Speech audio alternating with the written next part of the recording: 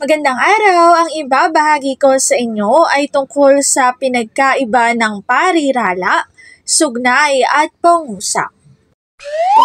Magbasa, makinig, matuto at magsaya. Ako si Binibining Menya. Handa na ba kayo?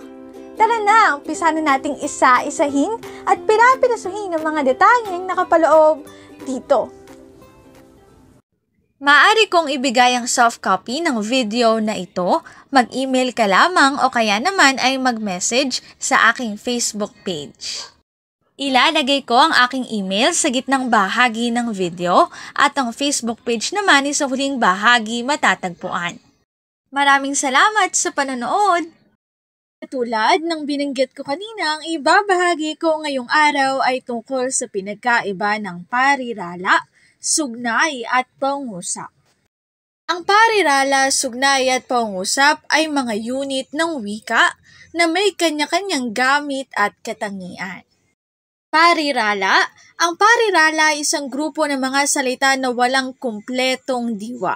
Wala itong simuno at panaguri kaya hindi ito makabuo ng buong kaisipan. Muli, kapag sinabi nating parirala, ito ay grupo ng mga salita at ito ay walang buong diwa dahil walang simuno at panaguri. Halimbawa, sa hardin. Nasaan? Sa hardin.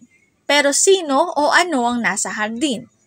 Ikalawang halimbawa, maganda at tahimik. Pero sino yung maganda at tahimik? Ikatlo, ang mga mag-aaral.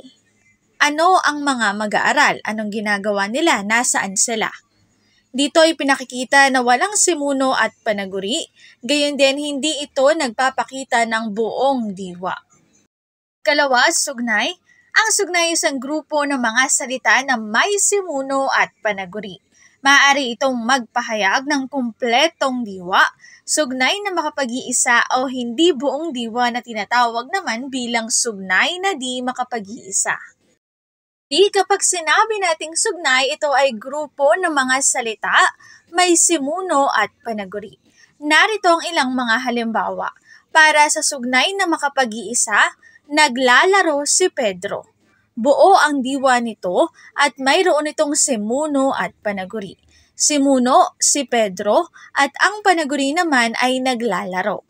Para sa ikalawang halimbawa, sugnay na di makapag-iisa habang siya ay nagluluto.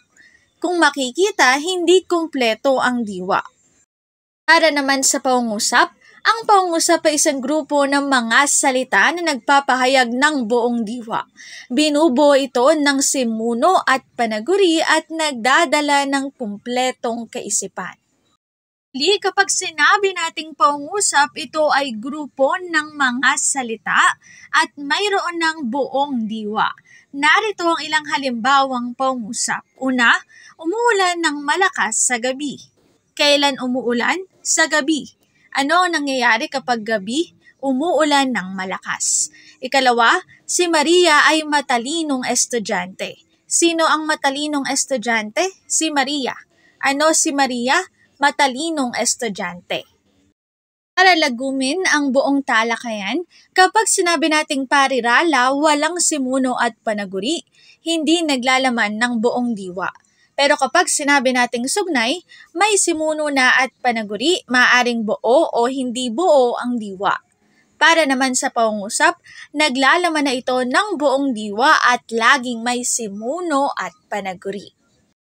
Ito ang sanggunian ng PowerPoint template na ginamit ko sa buong presentasyon.